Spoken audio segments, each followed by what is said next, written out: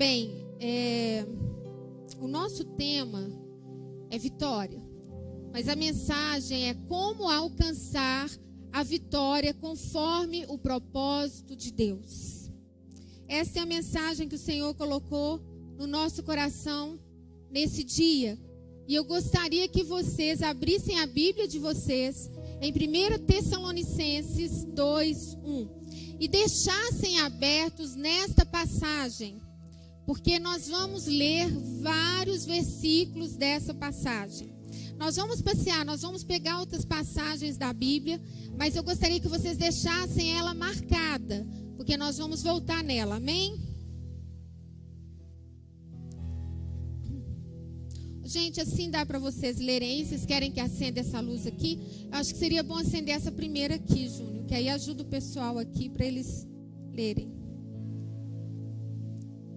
Aí, acho que fica bom para vocês, né? Amém, gente? Conseguiram? 1 Tessalonicenses 2:1 diz o seguinte: porque vós, irmãos, sabeis pessoalmente que a nossa estada entre vós não se tornou infrutífera. Quem está falando isso é o apóstolo Paulo. Amém? Eu quero orar com vocês. Senhor, nos desperta para que aquilo que o Senhor deseja realizar em nós e através de nós seja realizado. Desperta, ó tu que dormes. Levanta-te entre os mortos e Cristo te iluminará. É em nome de Jesus que nós oramos. Amém. Aleluia. Queridos, vocês já tiveram a oportunidade de cumprimentar alguém hoje? Já disseram o tanto que você se sente uma pessoa feliz por ter Deus como seu Pai, por poder se reunir para ouvir a voz de Deus, aquilo que Deus tem para compartilhar conosco? Você já fez isso hoje? Se você não fez, o pastor Denis fez. Se você não fez, faça isso agora rapidinho. Fale com a pessoa do seu lado. Queridos, nós estávamos louvando aqui, adorando, numa adoração tão gostosa, sentindo a presença do Espírito Santo no nosso meio. E Ele está aqui porque você está aqui. Se nós sairmos daqui, o Espírito Santo não vai estar aqui. Apenas vai ser um lugar vazio. Mas Ele se faz presente porque eu e você estamos aqui. E é tão bom nós podermos nos reunir de novo. É tão bom nós podermos estar aqui juntos para louvar o nome do Senhor. Dê um sorriso para o seu irmão do lado. Mostre para ele o tanto que você está feliz. Você pode tirar a máscara, sim. Sorri e coloca de novo. Mostra para ele o tanto que você se alegra de estar aqui compartilhando da palavra do Pai.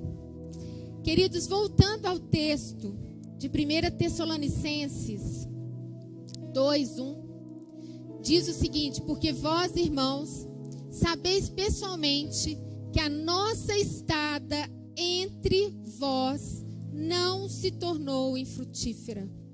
Eu quero que vocês pensem comigo aqui. Eu quero que vocês olhem para mim, prestem atenção e pensem comigo. Se a estada do apóstolo Paulo com os Tessalonicenses não foi infrutífera, então ela foi o quê? O que que ela foi? Se ela não foi infrutífera, ela foi o quê? Bem-sucedida, foi vitoriosa, foi frutífera. Como nós podemos ter uma vida frutífera, vitoriosa como o apóstolo Paulo? Como o apóstolo Paulo sabia que ele foi bem-sucedido? Como ele tinha essa certeza? Como ele tinha essa convicção? Como será isso? Ele naturalmente teve que ter uma medida. E todos nós, queridos, temos ou usamos um tipo de medida. tem algumas medidas que nós não gostamos, principalmente nós mulheres. Alguns homens também, mas isso eu creio que acontece mais com frequência no universo feminino. Quando nós mulheres subimos em uma balança e constatamos que o nosso peso aumentou, nós não gostamos nem um pouquinho, não é verdade? É ou não é, meninas? A gente não gosta, a gente fica assim, principalmente depois de um mês passando fome. E isso a gente vê a minha mãe lá, né, tadinha? Ela tá numa dieta, e aí ela começa a fazer dieta, só que ela burla a dieta dela, né? Ela come escondido. A gente pega ela comendo as coisas escondido. Mas ela fala, mas eu não como nada. Aí ela pesa na balança e engordou mais. Aí ela fala, mas eu não vou fazer isso mais, eu não vou comer. Daí a pouco tá ela lá de novo, tadinha. Então, isso é verdade. Agora, quando você, homem ou mulher, começa a vestir algumas roupas que você não vestia antes, que não te servia antes, aí o que você faz? Você corre para a balança e aí você verifica, nossa, eu emagreci, uau! E aí sabe o que você faz? Você conta para todo mundo, você está muito feliz e você vai compartilhar. Você compartilha com todos que estão ao seu redor. É correto ou não é? Você faz isso ou não faz? Tem certeza que faz? Porque a mamãe faz isso. E em cada fase da nossa vida, nós temos uma forma de medir o nosso sucesso, as nossas vitórias. Eu lembro, queridos, da minha filha, a Ana Luísa. Pena que ela não está aqui, ela está dando aula hoje. A Ana Luísa, quando ela tinha 11 aninhos, ela era muito espirituosa e dramática. Na realidade, cá para nós, né, ela continua sendo espirituosa e dramática. Mas quando ela tinha lá os seus 11 aninhos, e ela estava na escola, quando em algum momento não tinha aula, era um feriado, alguma coisa assim, ela ficava tão feliz que ela não precisava ir para a aula, porque ela podia brincar com as bonecas, podia brincar com as coleguinhas, podia chamar a coleguinha para casa, e ela falava, nossa, esse é o melhor dia da minha vida. Para muitas crianças pequenas, o não ir na aula, é claro que na normalidade, né, gente, porque hoje as crianças tudo querendo ir para a escola, né? Mas na normalidade, muitas vezes quando não tinha aula, a maioria ficava feliz, né? Ela achava aquilo maravilhoso. E isso era a medida dela. Agora, queridos, já na adolescência e na juventude, a medida já é bem diferente. As meninas querem ser bonitas e os rapazes atléticos. Não é verdade? As meninas começam a se comparar uma com as outras. E os homens a mostrar o músculo, né? O muque e tal, né? Nossa, olha aqui. Mas e quando passamos dos 20 anos? Qual é a medida? Aí já é a conquista financeira. A liberdade financeira. Aí já começa a pensar no casamento. Em adquirir uma casa, em encontrar uma esposa, um esposo. A ter sucesso. E esse sucesso começa a ser medido pela moto, pelo carro, pelo celular e por aí vai. Nessa fase se mede as conquistas. Mas e os idosos? Como se mede o sucesso do idoso? Se você chegar para um idoso e perguntar para ele como foi a sua semana, ele dirá, foi ótimo. Meus filhos e netos estão bem. Eles vieram na minha casa, me visitaram. Nossa, até encontrei com um amigo meu, uma amiga que tinha anos que eu não via. Nossa, e sabe o que mais? A minha pressão, ó, tá tinindo. Estou até fazendo caminhada. A minha saúde tá ótima, excelente. Vocês entendem que o medir o sucesso varia e que a vitória varia. Vocês conseguem entender isso? Agora o apóstolo Paulo está afirmando que ele foi bem-sucedido, que ele foi vitorioso quando esteve com os Tessalonicenses. E a nossa pergunta é: como que ele mediu? Como ele pôde ter tanta certeza e convicção? Vamos entender como que ele fez para também nós, como discípulos do Senhor, sermos vitoriosos e termos sucessos. Deus nos deu 3 medidas e eu quero começar com a primeira. Deus tem 3 medidas para nos avaliar. E o primeiro ponto, a primeira medida, é a nossa mente. A nossa mente, ela deve estar focada em uma mensagem. E eu quero que você leia para mim, junto comigo, 1 Tessalonicenses 2:2. Lembrem que eu falei que nós vamos ficar no livro de Tessalonicenses. Então agora nós vamos para Tessalonicenses, 1 Tessalonicenses 2:2. Paulo está escrevendo aqui. E ele diz o seguinte, vocês conseguiram achar?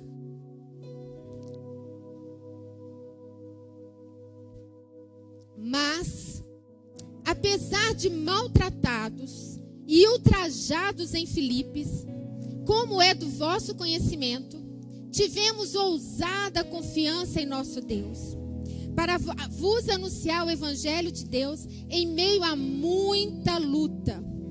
Queridos, a mente do apóstolo Paulo estava focada em uma mensagem. Se fôssemos medir o sucesso dele, iríamos dizer que ele foi um fracasso total. Esteve preso em Tessalônica, foi perseguido, xingado, falaram mal dele, ele foi apedrejado, ele foi humilhado. Eles passavam e perguntavam: quem é esse cara aqui? Quem que é esse tal de Paulo? Aí eles diziam: é um tal de Paulo aí, um maltrapilho qualquer. Mas sabem o que Paulo dizia? Ele dizia: em meio às lutas, nós apresentamos o Evangelho, aleluia. Ele não se sentia um derrotado, ele não se sentia um fracassado, mas ele dizia: em meio às lutas, eu apresentava o Evangelho de Cristo. Aleluia, queridos, aleluia. O foco está aqui, na mente. O foco está na nossa mente. Você crê verdadeiramente no Evangelho, a ponto de falar dele em qualquer circunstância? Cristo está na sua mente. Cristo está na sua mente. Você compartilha dele mesmo em meio a muitas lutas? Você compartilha dele em meio a muitas lutas? Queridos, tem pessoas aqui que estão passando por muitas dificuldades, por muitas lutas, muitos desafios. E Deus está te fazendo uma pergunta: como está a sua mente? Como está a sua mente? Sua mente está ou não focada no reino de Deus? Está focada no Evangelho ou nas coisas deste mundo? Está focada no problema ou está focado em Deus? Paulo diz que em meio às lutas, ele anunciou o Evangelho. O Evangelho é o poder de Deus para fazermos a coisa certa. Eu queria que vocês repetissem comigo: o Evangelho é o poder de Deus para fazer a coisa certa. Aleluia. A nossa mente, queridos, tem que crer, mas ela precisa fazer, ela precisa agir, nós precisamos agir. Você e eu somos medidos por Deus por aquilo que cremos e fazemos em relação ao Evangelho. E eu quero que possamos entender melhor isso através do livro de Atos. Eu gostaria que vocês abrissem lá, deixa Tessalonicenses marcados, mas abre lá comigo em Atos 13:36.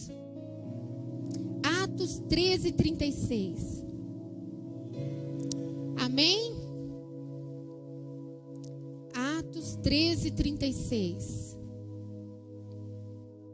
Conseguiram? Amém?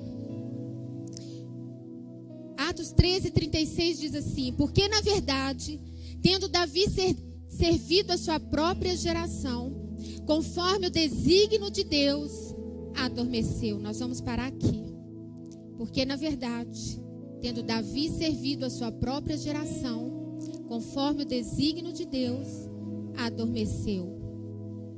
Eu quero que vocês imaginem comigo agora. Eu quero que todos fechem seus olhos. Fechem seus olhos e eu quero que vocês imaginem. Imagine que você está flutuando no céu e olhando para baixo. E você vê um cemitério.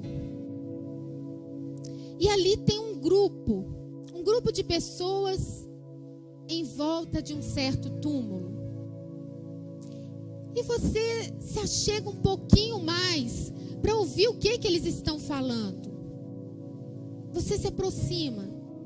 E você começa então a escutar o que todos estão falando. E todos eles falam bem daquela pessoa. Eles falam tanto que aquela pessoa era boa. Era uma pessoa que ajudava os outros, que servia os outros. Uma pessoa amada, uma pessoa querida. Eles a estão elogiando. Eles fazem uma oração juntos e aí vão embora. Você então desce um pouco mais. E você então olha o nome que estava naquele túmulo. E para sua surpresa, é o seu nome que está escrito ali. Agora, o que está escrito embaixo? O que você gostaria que estivesse escrito embaixo? Seria talvez isso? Serviu sua geração segundo o desígnio de Deus. Será que era isso que você gostaria que estivesse escrito? Você foi uma pessoa relevante para a sua geração. Porque o evangelho que você cria, você também o viveu. Apesar das muitas lutas, você agiu, você fez diferença, você compartilhou o evangelho. Você foi como Davi. Queridos, Davi fez coisas terríveis.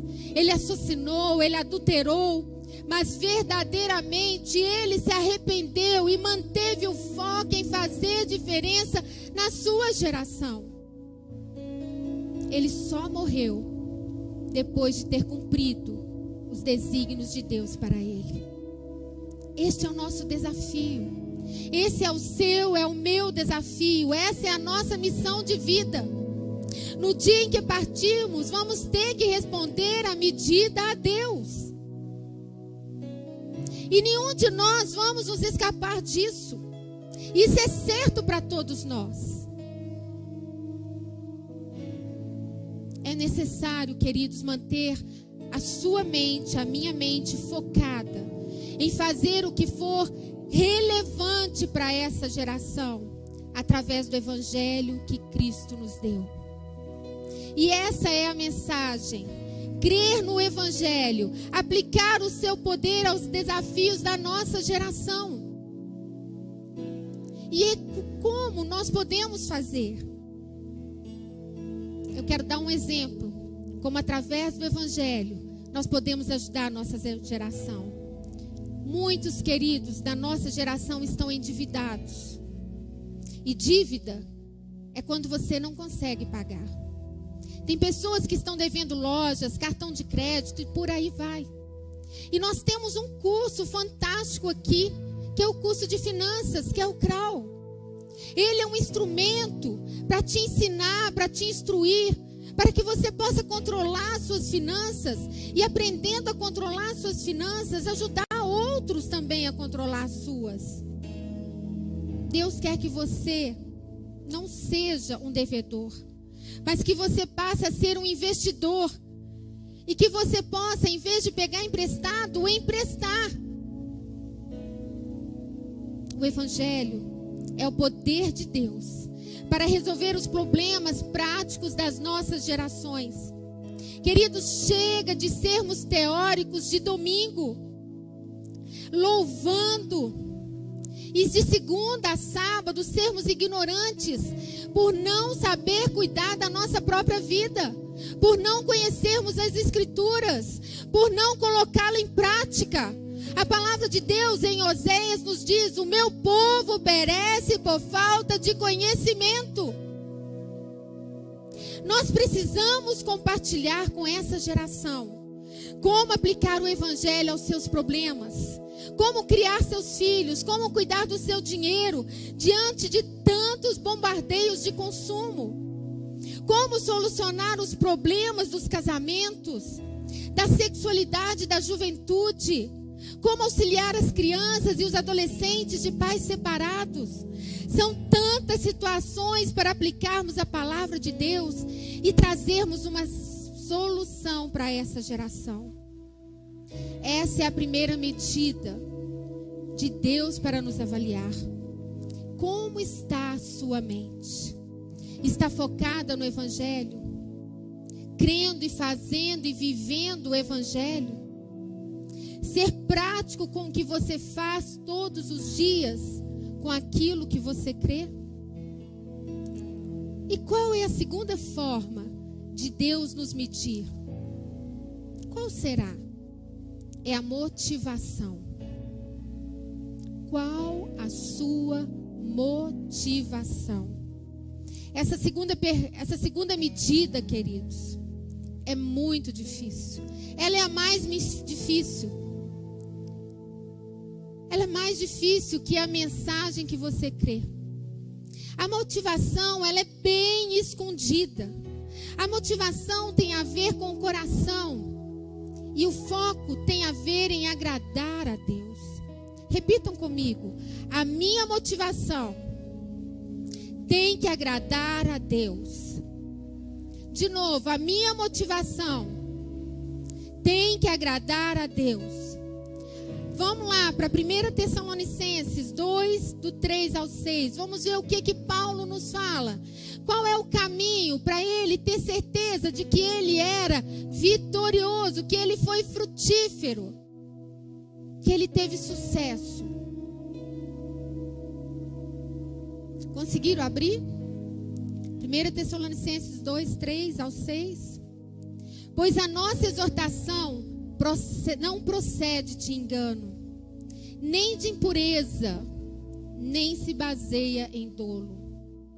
Pelo contrário, visto que fomos aprovados por Deus, a ponto de nos confiar Ele o Evangelho, assim falamos, não para que agrademos a homens, e sim a Deus que prova o nosso coração. A verdade é que nunca usamos de linguagem de bajulação, como sabeis, nem de intuitos gananciosos. Deus disto é testemunha. Também jamais andamos buscando glória de homens, nem de vós, nem de outros. Queridos, essa medida de Deus é muito mais complexa, porque agora Ele entra para dentro do meu e do seu coração. Ele mexe com a nossa estrutura, com a estrutura do seu e do meu ser. Eu quero que vocês vejam comigo o que o apóstolo Paulo diz. Não tenho engano, nem impureza, nem mentira. Não uso de bajulação, não tenho intenções gananciosas e não busco glória humana. Queridos, eu quero que você pense um pouco. Eu vou fazer uma pergunta muito forte. Mas essa pergunta eu faço para mim. Eu não estou fazendo só para vocês. Nós que temos ministrado a palavra, todos nós, sabemos que a palavra ela bate de cheio em nós primeiro. Somos nós que apanhamos. E essa palavra, ela me bateu muito. E continua batendo. E eu preciso me agarrar a essa palavra. Eu preciso vigiar. E eu quero que com muito carinho, muito cuidado, muito amor, vocês recebam essa pergunta. Mas que você responda para você mesmo. É para você e para o Senhor. Você se considera um hipócrita? Acredito que muitos vão dizer que não. E podem até ser que não. Mas eu gostaria que você parasse e pensasse. Talvez você nunca tenha parado para pensar sobre essa pergunta. Talvez nunca ninguém fez essa pergunta para você. Talvez você nunca teve a oportunidade de refletir sobre essa pergunta. E esse é o momento. Você é um hipócrita? Sim ou não? Você não considera um hipócrita como eu também não me considero. Mas eu quero que veja como é confuso analisar essa questão. Porque analisando essa questão a fundo, eu já me vi como uma hipócrita diante de Deus. Quando você se arruma para ir ao trabalho, para ir a uma reunião, para ir a uma festa ou mesmo para vir à igreja, você está preocupado com a opinião de quem? Sinceramente, quando se arruma, se preocupa com a opinião de Deus? Você está preocupado com o que Deus está pensando sobre a forma como você está se vestindo? Sei que alguns aqui sim, outros nunca pensaram nisso. Outros algum dia já até pensaram, mas hoje nem pensam. E literalmente pensam muito mais no que as pessoas vão dizer. Agora responda para você. É mais importante, em primeiro lugar, preocupar com a opinião do outro, do homem, ou com a opinião de Deus? Claro, queridos, que nós devemos nos preocupar com a opinião das pessoas também. Isso é importante. Vivemos em uma sociedade. Mas se nós nos preocuparmos com a opinião, em primeiro lugar, de Deus, você pode ter certeza de que você vai agradar as outras pessoas de bons costumes. Porque Ele é o seu Pai. E Ele quer o melhor para você. Ele quer aquilo que é bom para você. Vocês entendem por que esse assunto é tão delicado? Consegue entender? A motivação é a coisa mais escondida que existe dentro de nós. E eu quero compartilhar um relato de um grande líder espiritual. Ele compartilhou isso e eu estava no local quando ele compartilhou. Ele estava iniciando a sua vida como um líder, como um pastor. Ele estava no início.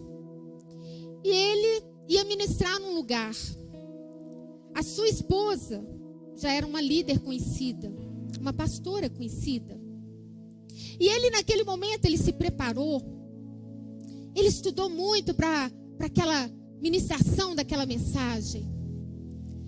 Mas quando ele chegou no meio daquela multidão, ele parou.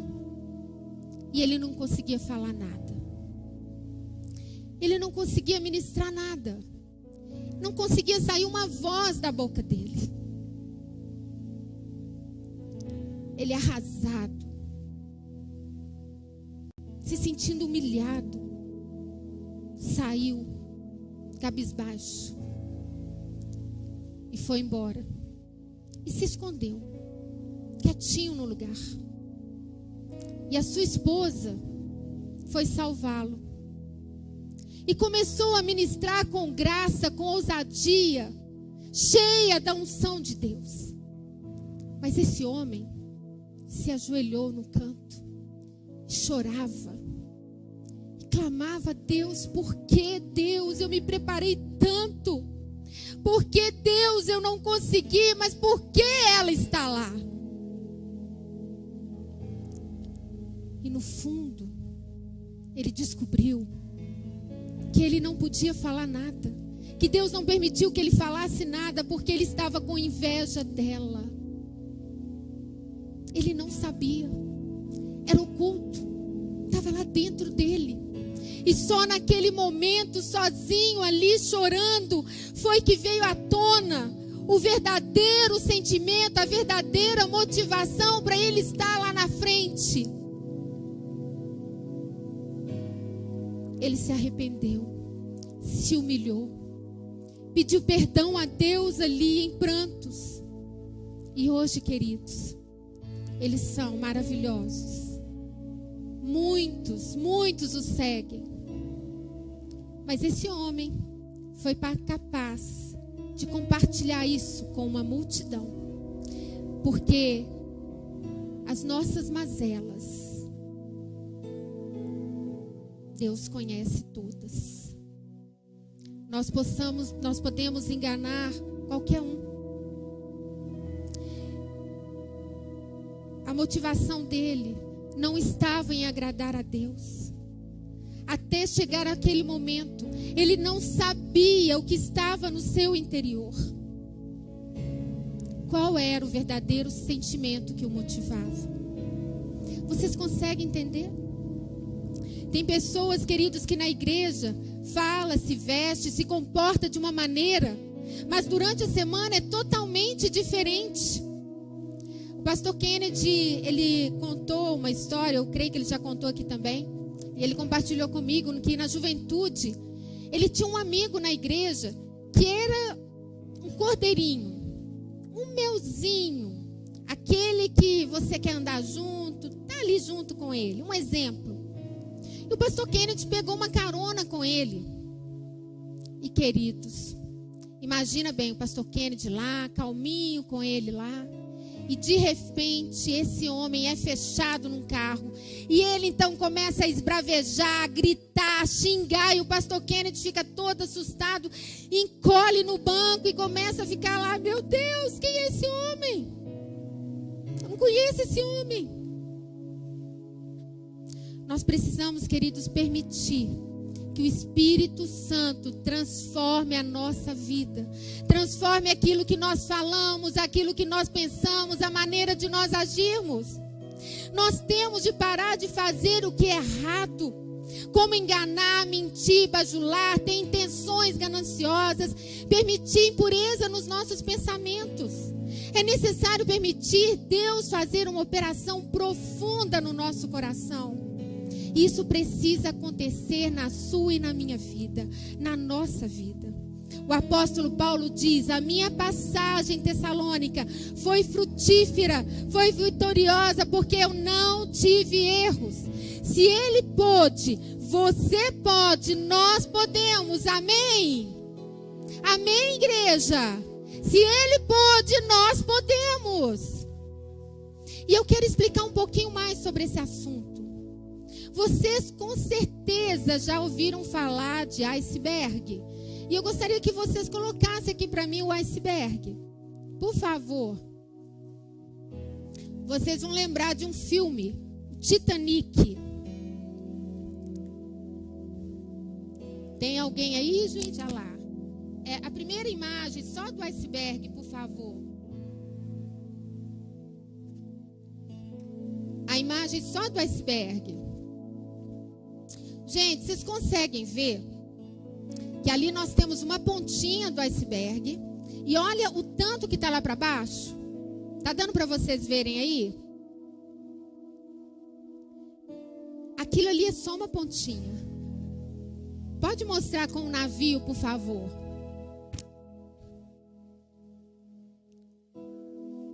Olha só, gente. Está vendo esse navio? Esse iceberg ele pode passar do lado dele. Ele pensa assim, né? Eu posso passar, porque é um pedacinho, né? E foi o que aconteceu com o Titanic. Eles viram e tentaram passar. Só que ele é muito mais profundo a parte de baixo. E foi aonde foi rasgando todo o casco. Mostra a outra imagem. Olha ali para vocês verem. Então o iceberg, querido, está todo para baixo. A parte dele, a maior parte está toda para baixo. Foi em um iceberg que o Titanic bateu. E no mar aparece apenas a ponta dele, enganando os melhores, né? Os melhores navegadores. E é assim, queridos, na nossa vida. Existe uma ponta que aparece como um iceberg, que é o nosso comportamento. E nós precisamos santificar o nosso comportamento. Mas precisamos santificar também o que está debaixo da água. E eu gostaria que vocês lessem comigo Jeremias 17:10. Jeremias 17:10 diz. Encontraram aí? Encontraram, gente? Jeremias 17:10. Eu, o Senhor, esquadrinho o coração e provo os pensamentos. E isto para dar a cada um segundo o seu proceder, segundo o fruto das suas ações. Tem coisas, queridos, que estão debaixo da água, que são os princípios, que você acredita que tem valores, são coisas muito profundas. Abaixo dos princípios tem os motivos. Então nós temos o comportamento, que é a ponta do iceberg. Vocês estão aqui comigo? Estão entendendo? O comportamento é a ponta do iceberg, está por cima da água. Abaixo da água estão os princípios, os seus valores. E bem lá embaixo, bem escondidinho, estão os seus motivos, os meus motivos. Queridos, eu estou ministrando aqui hoje, correto? Estou aqui trazendo a palavra para vocês. Eu posso pregar pelo motivo errado. Posso ou não posso? Posso ou não posso? Então eu posso fazer uma coisa boa com o motivo errado. Podem ter ministros de louvores aqui ministrando louvor, com essa unção maravilhosa que nós ouvimos aqui hoje, mas eles podem estar com o motivo errado. Vocês conseguem entender o tanto que isso é assustador? Queridos, quando eu comecei a pensar isso em mim, e já tem um tempo que eu tenho pensado isso me assusta muito. E eu fico o tempo todo, Senhor, não me deixa ter a motivação errada. Senhor, não me deixe estar enganada e iludida. Me mostre, Senhor, qual é a minha motivação. Porque é muito fácil a gente sair da motivação correta. Tudo que eu ou você fizermos pode ser para a nossa própria glória. E quem que sabe sobre as nossas verdadeiras motivações? Só Deus. Só Deus. Porque só Ele olha para o coração. Motivo, querida, é o que está mais escondido na nossa vida. Mas é um medidor de Deus. O apóstolo Paulo, quando disse que ele nunca bajulou, nunca mentiu, mostrou um coração alinhado com Deus. E nós, queridos, precisamos dia a dia perseverar em ter um coração, uma mente alinhada com Deus. E a terceira forma de sermos medidos por Deus, para sermos vitoriosos conforme o Senhor almeja para cada um de nós, é pela santificação. Agora não é tanto na sua mente, nem no seu coração, mas na sua ação, nas suas atitudes. Como será que Deus mede as nossas ações? Como é o meu método de impacto na vida de outras pessoas? E a resposta, querido, está em 1 Tessalonicenses 2:8. Eu gostaria que nós fôssemos lá aprender com o apóstolo Paulo. 1 Tessalonicenses 2:8. Amém? Assim, querendo-vos muito, estávamos prontos a oferecer-vos não somente o Evangelho de Deus, mas igualmente a própria vida. Por isso que vos tornaste muito amados de nós. O método de Deus não é um método, mas são pessoas. São pessoas. Queridos, eu gostaria muito que você memorizasse esse versículo, para que você lembrasse que o método de Deus são pessoas. O método de Deus é você, sou eu, somos nós. Nós temos que entregar para as pessoas não somente o Evangelho, mas também a nossa vida. O método de Deus não é trazer adoradores famosos ou pastores eloquentes, ter o melhor som, estar em uma célula, sair para evangelizar, criar todos os tipos de eventos. Isso faz parte dos nossos métodos, mas não dos de Deus. O método do apóstolo Paulo era gastar a sua vida e investir a sua vida em prol de outra vida. É vida na vida. Eu quero que vocês repitam comigo. É vida na vida. De novo, é vida na vida.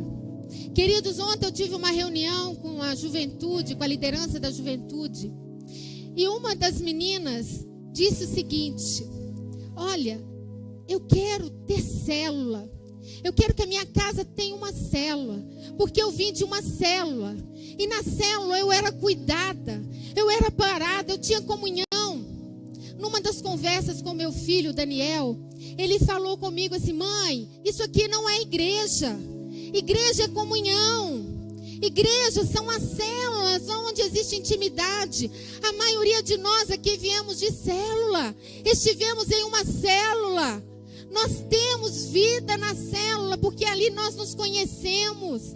Ali nós cuidamos um do outro. Ali nós sabemos se tem alguém passando necessidade, se tem alguém passando fome. Nós precisamos de vida na vida. Vocês conseguem entender isso? Esse é o método de Cristo. Vida na vida. Por isso Jesus se fez homem e veio aqui se relacionar com o homem, viver como homem, sofrer como homem, para nos dar o exemplo. É vida na vida. Nós precisamos trabalhar, sim. Precisamos estudar, sim. Mas nós precisamos nos relacionar. Nós precisamos resgatar o que está lá em Atos. Vida na vida.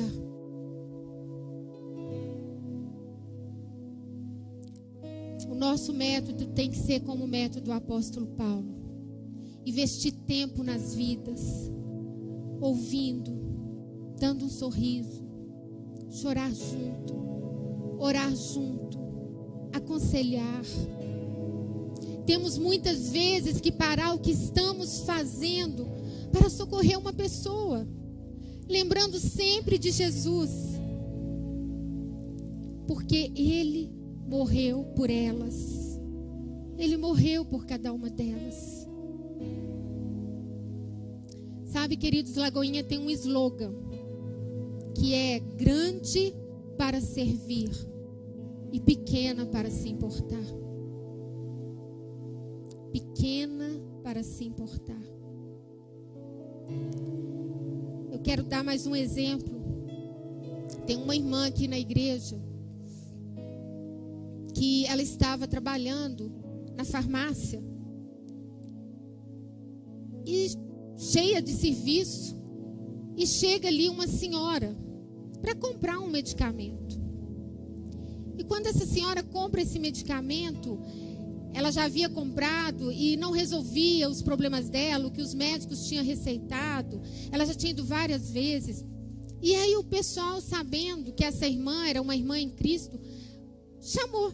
Falou assim, olha, vem cá conversar com essa senhora, porque ela está reclamando e querendo saber qual medicamento, porque ela já está usando vários medicamentos. Essa senhora era mãe de santo. Ela tinha terreiro, mexia com tudo quanto é tipo de porcaria. E aí essa irmã parou tudo o que estava fazendo. Pegou essa senhora, levou para uma salinha, deu um medicamento para ela, falou assim, olha, a senhora vai tentar esse aqui. Eu estou dando de presente para a senhora, mas eu quero primeiro dar o maior presente, se a senhora me permitir. Quer orar com a senhora. Eu creio em um Deus que vai fazer mais do que esse remédio, se a senhora crer. E eu quero unir a minha fé com a senhora, eu posso? E aquela senhora espírita disse assim, né? Pode orar.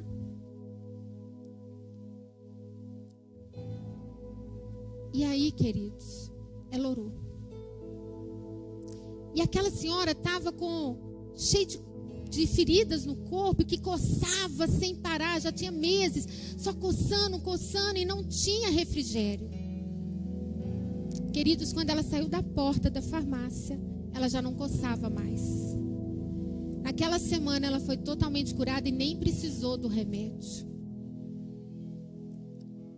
Quantas vezes você para o que está fazendo para atender alguém que o Senhor colocou no seu caminho? Quantas vezes você para visitar alguém que está precisando de uma oração, que está precisando de uma palavra, ou às vezes até ligar? Muitas vezes nós nos paramos porque eu não tenho tempo. Mas nós sabemos que o tempo somos nós que fazemos.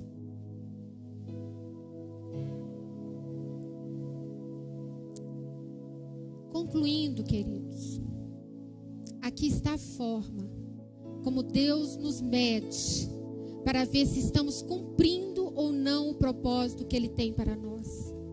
Se estamos colocando em prática como o apóstolo Paulo. Só assim nós seremos vitoriosos de verdade. Esta é a forma pela qual nós somos medidos.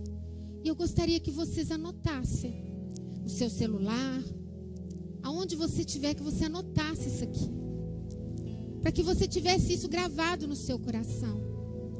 Porque eu sei que Deus está preparando uma igreja vitoriosa. Para você que está em casa aí, Deus está preparando um povo vitorioso. Um povo aonde você não vai ter medo de nada, porque a palavra de Deus estará viva dentro de você. Você sentirá o poder de Deus sendo manifestado através de você.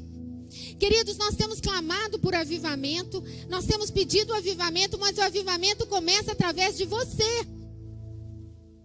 Se você não acreditar na palavra, se você não acreditar no poder de Deus, o avivamento não vai vir. Porque o avivamento não vai acontecer aqui no ar, o avivamento precisa de mim e de você. Deus quer te usar. Deus quer nos usar. Ele quer que sejamos instrumentos dele, de poder. Ele não quer que estejamos apenas falando das orações e dos poderes dos outros. Ele quer que você seja o poder de Deus aqui na terra. É você manifestando o poder de Deus.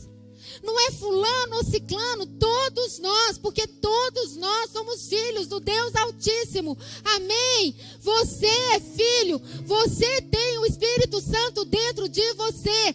Você tem a palavra. É necessário você apenas crer e tomar posse daquilo que o Espírito Santo quer fazer através de você.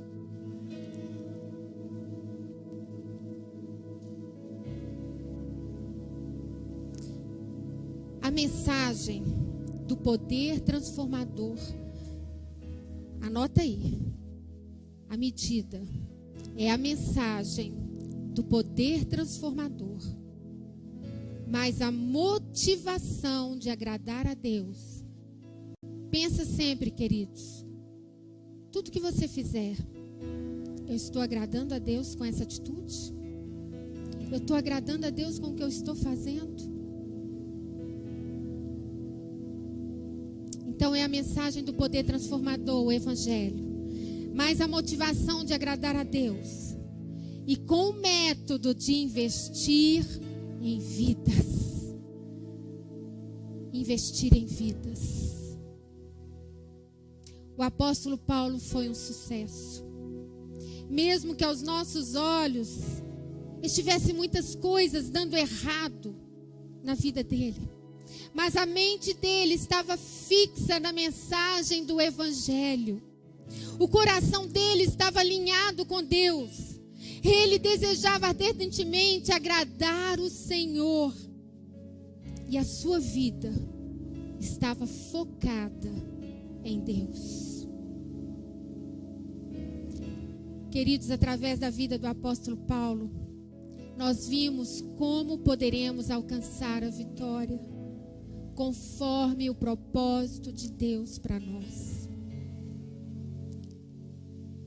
Que ao deixarmos essa terra, possamos deixar um legado de uma pessoa que serviu bem a sua geração, conforme os desígnios de Deus.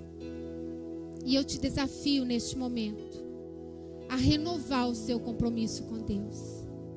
Eu gostaria que vocês ficassem de pé. E eu gostaria que o pessoal do louvor viesse aqui.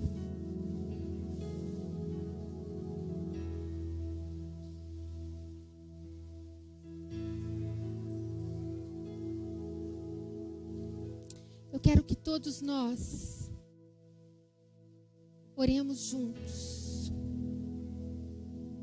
Se for o desejo do seu coração, se for algo que está no seu coração, que você possa orar junto comigo e falar com o papai, porque essa também é a minha oração.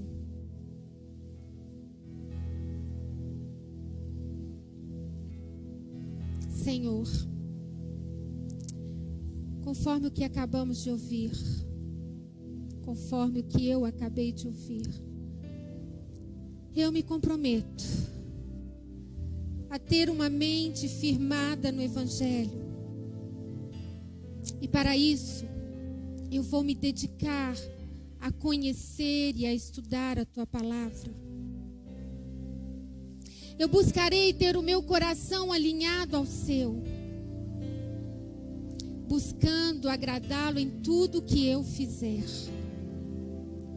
E com a ajuda dos meus irmãos, e principalmente do Espírito Santo, eu focarei em vidas, para a glória do Teu nome.